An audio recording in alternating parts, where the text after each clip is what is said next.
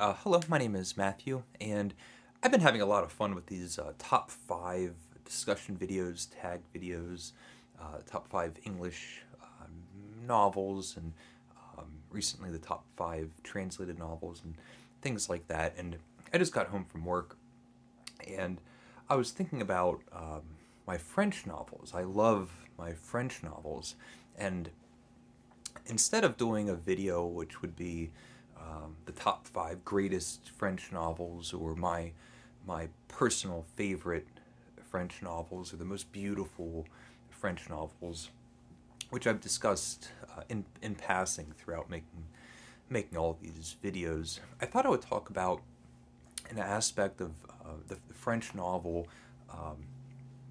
that I really appreciate. I always talk about all those dirty French novels that I love, but I love how strange these French books can be. And so I grabbed my favorite, some of my favorite French novels, but my top 5 strangest French novels. Again, they're not really in any kind of particular order. They're just all very strange books. And the first one that I'll show is Against Nature, or A Reborz by Joris Karl Hausmann. I love that cover with all of that decadent yellow. And it's a novel with pretty much one character. There's just a single character in this book, and it's a man that is a feat, hyper luxurious, hyper like the rarefied realms of aesthetics and the arts, and he wants to create this world, this isolated world of luxury in his house, where everything is the most obscure and strange, and to create this artificial reality where he's separate from nature and society. And the novel is a catalog of his aesthetic tastes. And so we'll have a whole chapter where the main character's name is Decentes, where at the beginning of the book, he's just trying to decide what color wallpaper that he wants. And we'll see his collections of strange metals, and how he picks flowers that are going to be in the house, the strangest, weirdest flowers. And there's maybe 2 or 3 chapters that I've gone back to many, many times, because in a lot of ways this book comes across as a catalog of French decadence. And so it has a peculiar way of being able to be treated like a weird encyclopedia. And so there's a moment where Decentes is looking at all of his books and trying to select books, and we get almost like decadent book reviews where he's looking at all of the ancients and then all of the moderns. And so he'll be talking about Baudelaire and Balzac and Hugo and Molière, and on and on and on. Verlaine. And it's also a really funny book. So, Against Nature by Hausmann. Extremely strange. A one-character book of somebody just selecting things that they want in their house. There's no plot. Denis Diderot, Jacques the Fatalist, written in the 18th century, modern, an extremely fresh, bright, new, modern book. Even if it was written today, it would feel exciting and imaginative. It's a philosophical novel. We have Jacques the Fatalist and who's the other character? Now I can't remember. I think it's yeah, it's the master and then Jacques. And so it's written in dialogue form. We also have another character, which is the narrator talking to the reader. And at the very beginning of the book, this is how it begins. How had they met? By chance, like everyone else. What were their names? What's it to you? Where were they coming from? From the nearest place. And so it begins with this confrontational narrator that's in between the reader and the characters of the story. And as it goes along, the narrator will break and say, well, the characters are going in two different directions. We can only follow one. Which one are we going to follow? And then we'll follow one and bumble along and then decide we're following the wrong character. Then we have to backtrack and go visit the other character. And it's very strange. It's a philosophical novel as well. It's an Enlightenment period novel, but it's lighthearted, a narrative idea of trying to write some sort of modern Platonic dialogue or something like that. One of my favorite books, Mademoiselle de Mapin by Théophile Gautier. I don't know how I pronounced any of that. And this is translated by Helen Constantine, and I love this translation. I've read a few things by I've read a few translations by Helen Constantine, and she is consistently beautiful. She writes just lyrical, whimsical, beautiful, crushingly beautiful prose, or at least the way that she translates it. She also translated The Wild Ass's Skin by Balzac. And this book is beautiful. It's absolutely gorgeously written. And it does everything. It's a novel, but there's portions where you're reading a screenplay. There's portions where you're reading art reviews. There's portions where you're reading philosophical dialogues. There's characters that have sex changes, and they're men sometimes, and they're women other times, and it switches around again. And it creates this really exciting reading experience where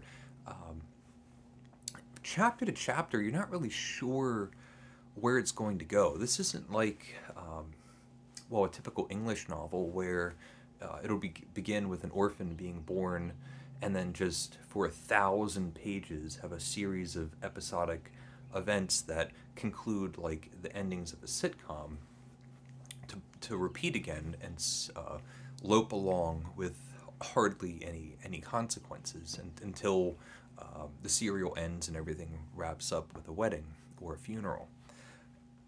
Instead, this is just going in a completely different direction of what a novel can do. When I think about strange French novels, it's hard. I'm not even sure if I would consider this a novel, but it's hard not to mention 120 Days of Sodom by the Marquis de Sade. I have a handful of these, and I've read the Marquis de Sade. This is one of the few times where I feel like it's very important to have the printed book. This is the kind of book that can very easily disappear off the shelves, and depending on how puritanical the generation is, just go missing. And I like having scandalous, depraved, dirty books. And I like the Marquis de Sade.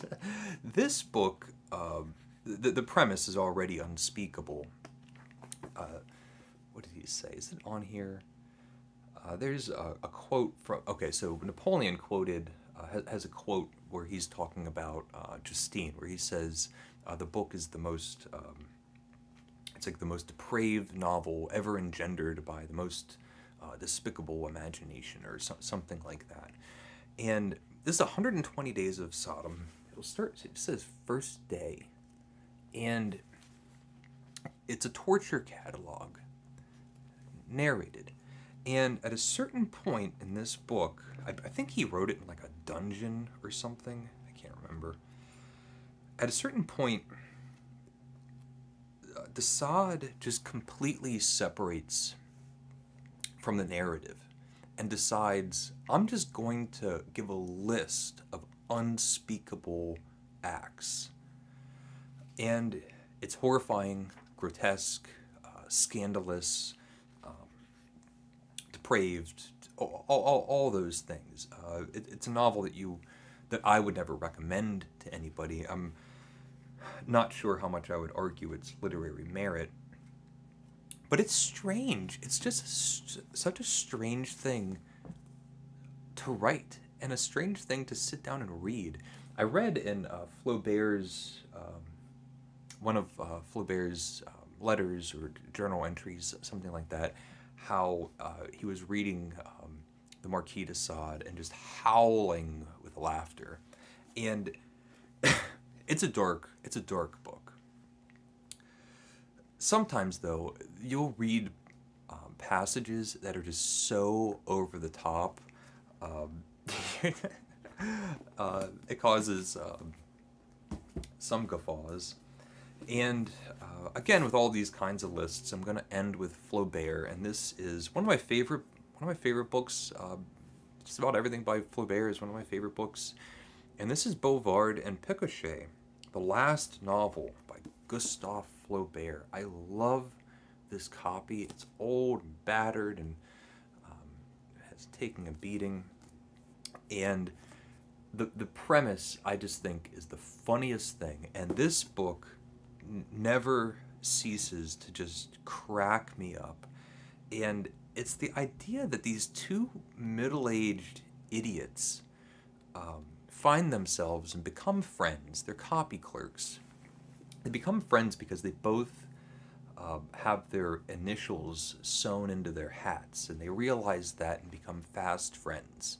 They come across a fortune, they move out to the French countryside, and decide that they're going to learn everything. They're going to be interested in every scope of human learning and sciences and arts. And what happens is a series of trials where they will decide, well, we're going to become gardeners, and we're going to have agriculture, and all the plants die, and they decide they want to be chemists, and they want to make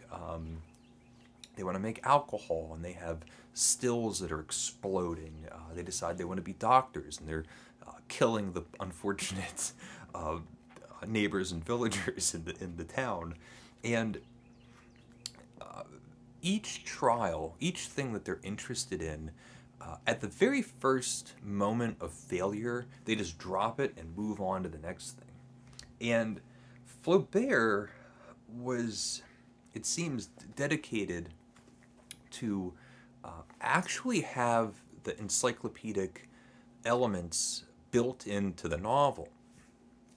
So if they are talking about becoming great writers, Flaubert is doing all the reading and all of the research and making sure that the details are in there, and then also being ironic and satirizing those details and having a big send-up with these two comical figures. And it's unfinished. It goes on. It kind of adds to the strangeness of the book. You can kind of think about a few different ways that the book could resolve at the end. And at the very end of the book, there's something called the Dictionary of Accepted Ideas, which is also hilarious. It was going to be, I wonder if it was just going to be a list of nonsense sayings. If you're at a dinner party and you just hear people saying kind of empty-headed mutterings, and Flaubert is going to compile this list that for any subject there could be just something that you could say that doesn't really mean anything but would sound like you really know what you're talking about. And so Let me see. Bronze. So if someone mentions bronze, you could say an ancient metal. That sounds very ponderous. Butchers. So here's a very witty thing that you could say. Butchers are terrible in times of revolution. It just goes. It's a actual like dictionary that Flaubert put together. It was a list of stupid sayings. I love it. Conspirator. Conspirators always have a habit of putting their names on a list, so you could say that at a dinner party. Drunk, always preceded by blind. Early riser. To be one is a proof of morality. The man who goes to bed at 4 in the morning and gets up at 8 is lazy, but the man who goes to bed at 9 in the evening and goes out at 5 the next morning is active. So, I hope this is fun. I think this might be one of my last top 5 videos for a while, but I can't help it. It's fun to talk about and think about. So let me know what you think. If you've read any of these, please let me know. And thank you for watching. Please leave a comment if you would like. And thank you and take care. Bye.